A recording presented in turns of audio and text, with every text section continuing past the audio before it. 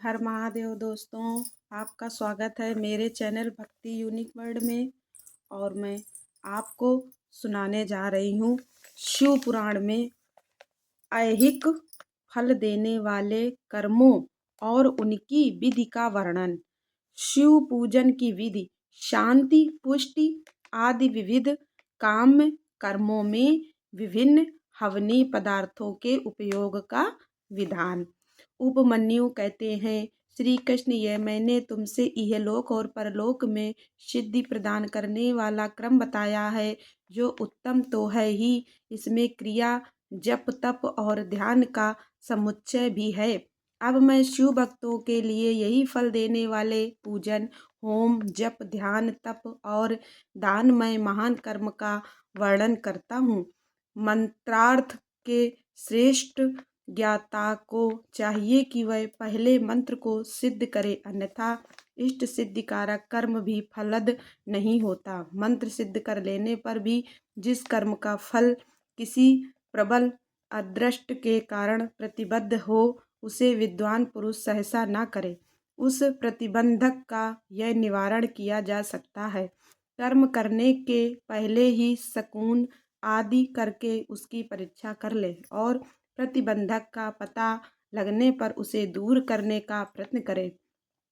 जो मनुष्य ऐसा न करके मोहवश ऐहिक फल देने वाले कर्म का अनुष्ठान करता है, वह उससे फल का भागी नहीं होता और जगत में उपहास का पात्र बनता है। जिस पुरुष को विश्वास न हो, वह ऐहिक फल देने वाले कर्म का अनुष्ठान कभी न करे, क्योंकि उसके मन में श्रद्धा नहीं रहती और श्रद्धाहीन पुरुष को उस कर्म का फल नहीं मिलता। किया कर्म निष्फल हो जाए तो भी उसमें देवता का कोई अपराध नहीं है, क्योंकि शास्त्रोक्त विधि से ठीक ठीक कर्म करने वाले पुरुषों को यही फल की प्राप्ति देखी जाती है। जिसने मंत्र को सिद्ध कर लिया है, प्रतिबंधक को दूर कर दिया है, मंत्र पर विश्वास रखता है और मन में श्रद्धा से युक्त है, वह साधक कर्म करने पर उसके फल को अवश्य पाता है। उस कर्म के फल की प्राप्ति के लिए ब्रह्मचर्य परायण होना चाहिए।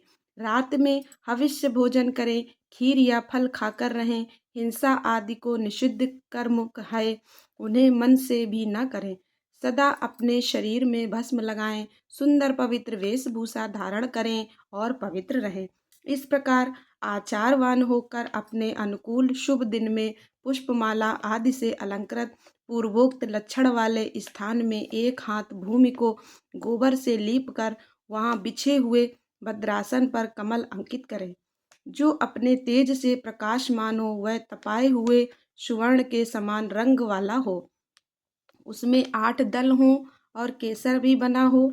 मध्य भाग में वह कर्णिका से युक्त और संपूर्ण रत्नों से अलंकृत हो। उसमें अपने आकार के समान ही नाल होनी चाहिए। वैसे स्वर्ण निर्मित कमल पर सम्य विधि से मन ही मन अणिमा आदि सब सिद्धियों की भावना करें। फिर उस पर रत्न का, सोने का अथवा स्फटिक मणि का उत्तम लक्षणों से युक्त वेदी सहित शिवलिंग स्थापित करके उसमें विधि पूर्वक पार्षदों सहित अविनाशी सांब सदा शिव का आवाहन और पूजन करें। फिर वहाँ साकार भगवान महेश्वर की भावनामयी मूर्ति का निर्माण करें, जिसके 4 भुजाएं और 4 मुखों वह सब आभूषणों से विभूषित हो। उसे व्याघ्र चर्म पहनाया गया हो, उसके मुख पर कुछ कुछ हास्य की छटा छा रही हो, उसने अपने 2 हाथों में वरद और अभय की मुद्रा धारण की हो और शेष 2 हाथों में मृग मुद्रा और टंक ले रखे हों, अथवा उपासक की रुचि के अनुसार अष्टभुजा मूर्ति की भावना करनी चाहिए। उस दशा में वह मूर्ति अपने दाहिने 4 हाथों में त्रिशूल, परशु, खड्ग और वज्र लिए हो और बाएं 4 हाथों में पास, अंकुश, खेट और नाग धारण करती हो। उसकी अंग कांति प्रातः काल के सूर्य की भांति लाल हो और वह अपने प्रत्येक मुख में 3-3 नेत्र धारण करती है। उस मूर्ति का पूर्ववर्ती मुख सौम्य तथा अपनी आकृति के अनुरूप ही कांतिमान है।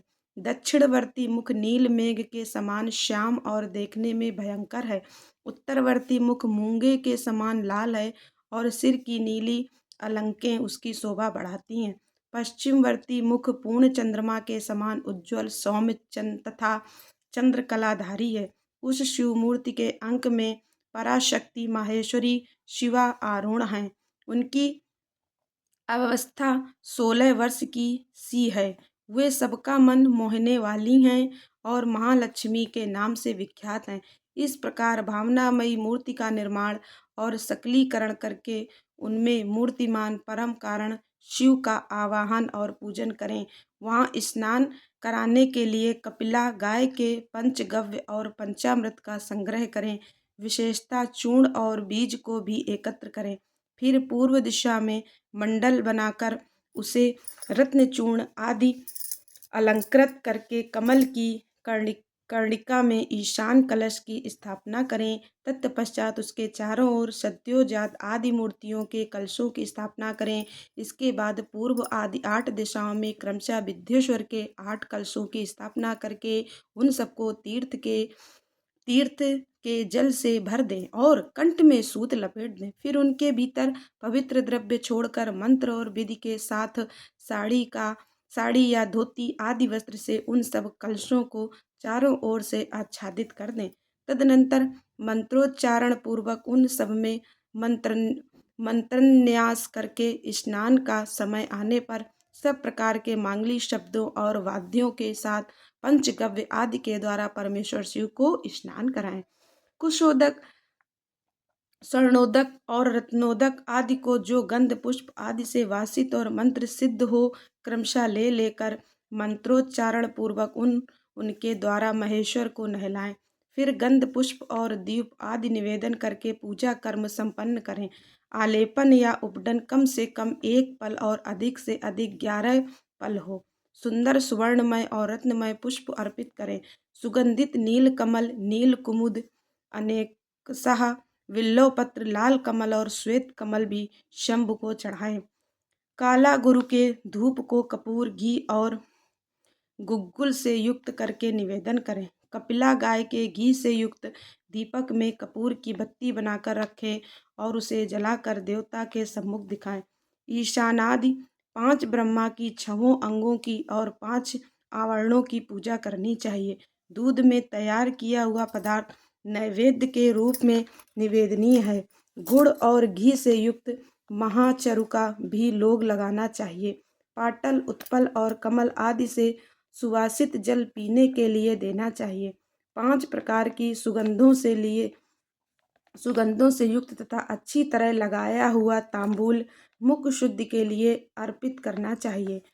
सुवर्ण और रत्नों के बने हुए आभूषण, नाना प्रकार के रंग वाले नूतन महीन वस्त्र जो दर्शनीय हों, इष्ट देव को देने चाहिए।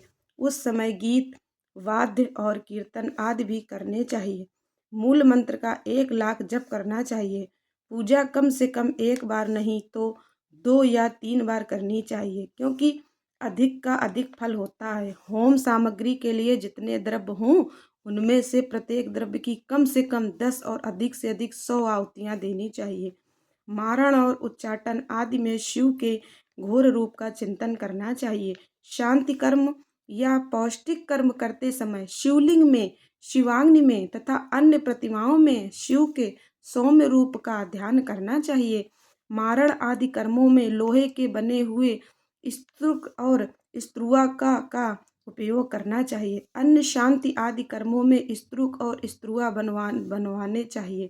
मृत्यु पर विजय पाने के लिए घी, दूध में मिलाई हुई दूर्वा से, मधु से, घृत युक्त चरु से अथवा केवल दूध से भी हवन करना चाहिए तथा रोगों की शांति के लिए तिलों की आहुति देनी चाहिए। समृद्धि की इच्छा रखने वाला पुरुष महान दारिद्र्य की शांति के लिए भी घी, दूध अथवा केवल कमल के फूलों से होम करें। वशीकरण का इच्छुक पुरुष घृत युक्त जाति पुष्प, चमेली या मालती के फूल से हवन करे। द्विज को चाहिए कि वे घृत और करवीर पुष्पों से आहुति देकर आकर्षण का प्रयोग सफल करे। तेल की आहुति से उच्चाटन और मधु की आहुति से स्तंभन कर्म करे। सरसों के आहुति से भी स्तंभन किया जाता है। बड़ के बीज और तिल की आहुति द्वारा मारण और उच्चाटन करें। नारियल के तेल की आहुति देकर विद्वेषण कर्म करें। रोही के बीज की आहुति देकर बंधन का तथा लाल सरसों मिले हुए संपूर्ण होम द्रव्यों से सेना स्तंभन का प्रयोग करें। अभिचार कर्म में हस्तचालित यंत्र से तैयार किए गए तेल की आहुति देनी चाहिए। कुटकी की भूसी, कपास की ढोंड तथा तैल मिश्रित सरसों की भी आहुति दी जा सकती है। दूध की आहुति ज्वर की शांति करने वाली तथा सौभाग्य रूप फल प्रदान करने वाली होती है। मधु, घी और दही को परस्पर मिलाकर इनसे दूध और चावल से अथवा केवल दूध से ही किया गया होम संपूर्ण सिद्धियों को देने वाला होता है। सात समिधा आदि से शांति अथवा पौष्टिक कर्म भी करें। विशेषता द्रव्यों द्वारा होम करने पर वश और आकर्षण की सिद्धि होती है। बिल्व पत्रों का हवन वशीकरण तथा आकर्षण का साधक और लक्ष्मी की प्राप्ति कराने वाला है। साथ ही वह शत्रु पर विजय प्रदान कराता है। शांति कार्य में पलाश और खैर आदि की समिधाओं का होम करना चाहिए। क्रूरतापूर्ण कर्म में कनेर और आक की समिधाएं होनी चाहिए। लड़ाई झगड़े में कटीले पेड़ों की समिधाओं का हवन करना चाहिए। शांति और पुष्टि कर्म को विशेषता शांतचित्त पुरुष ही करे। जो निर्दय और क्रोधी हो उसी को अभिचारिक कर्म में प्रवृत्त होना चाहिए, वह भी उस दशा में जबकि दुर्वस्था चरम सीमा को पहुंच गई हो और उसके निवारण का दूसरा कोई उपाय न रह गया हो। आतताई को नष्ट करने के उद्देश्य से आभिचारिक कर्म करना चाहिए। अपने राष्ट्रपति को हानि पहुंचाने के उद्देश्य से अभिचारिक कर्म कदापि नहीं करना चाहिए। यदि कोई आस्तिक परम धर्मात्मा और माननीय पुरुष हो, उससे यदि कभी आतता आतताईपन का कार्य हो जाए तो भी उसको नष्ट करने के उद्देश्य से आभिचारिक कर्म का प्रयोग नहीं करना चाहिए। जो कोई भी मन, वाणी और क्रिया द्वारा भगवान शिव के आश्रित हो, उसके तथा राष्ट्रपति के उद्देश्य से भी आभिचारिक कर्म करके मनुष्य शीघ्र ही पतित हो जाता है। इसलिए कोई भी पुरुष जो अपने लिए सुख चाहता हो, अपने राष्ट्रपालक राजा की तथा शिव भक्त की अभिचार आदि के द्वारा हिंसा न करे। दूसरे किसी के उद्देश्य से भी मारण आदि का प्रयोग करने पर पश्चाताप से युक्त हो प्रायश्चित करना चाहिए। निर्धन या धनवान पुरुष भी बाण लिंग, नर्मदा से प्रकट हुए शिवलिंग, ऋषियों द्वारा स्थापित लिंग या वैदिक लिंग में भगवान शंकर की पूजा करें। जहाँ ऐसे लिंग का अभाव हो वहाँ सुवर्ण और रत्न के बने हुए शिवलिंग में पूजा करनी चाहिए। यदि सुवर्ण और रत्नों के उपार्जन की शक्ति न हो तो मन से ही भावनामयी मूर्ति का निर्माण करके मानसिक पूजन करना चाहिए अथवा प्रतिनिधि द्रव्य द्वारा शिवलिंग की कल्पना करनी चाहिए। जो किसी अंश में समर्थ और किसी अंश में असमर्थ है, वह भी यदि अपनी शक्ति के अनुसार पूजन कर्म करता है तो अवश्य फल का भागी होता है।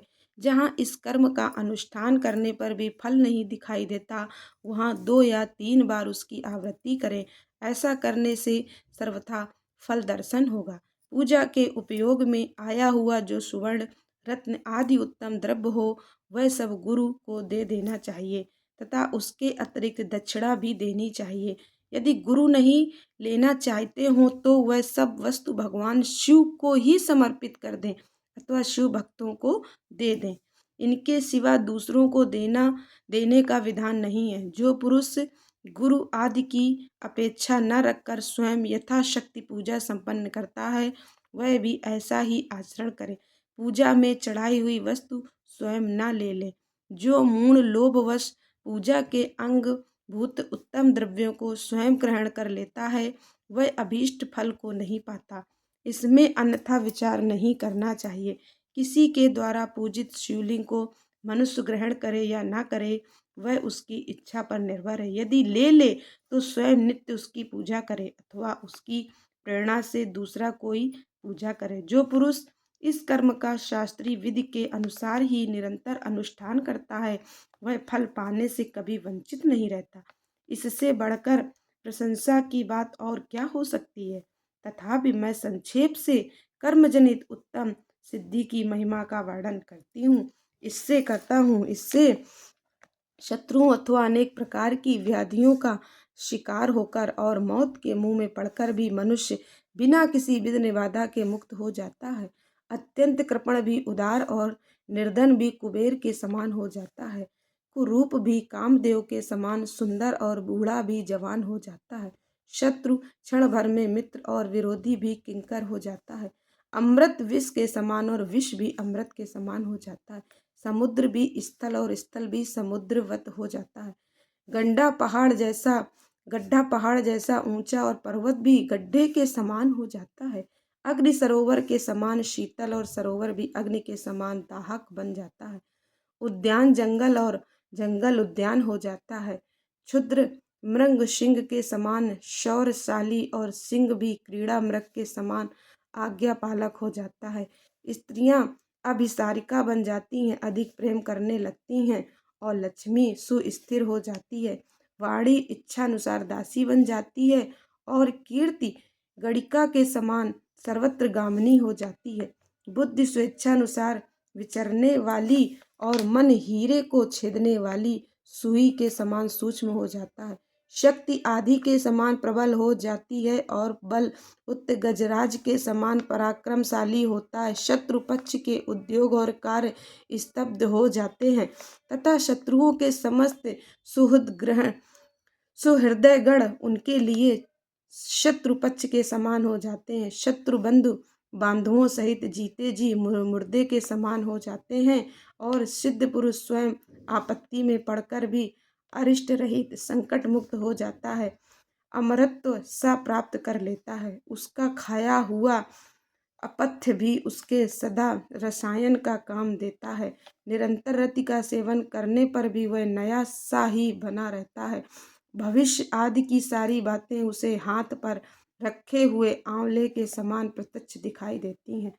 अणिमा आदि सिद्धियां भी इच्छा करते ही फल देने लगती हैं। इस विषय में बहुत कहने से क्या लाभ। इस कर्म का संपादन कर लेने पर संपूर्ण कामार्थ सिद्धियों में कोई भी ऐसी वस्तु नहीं रहती जो अलभ हो। हर हर महादेव दोस्तों।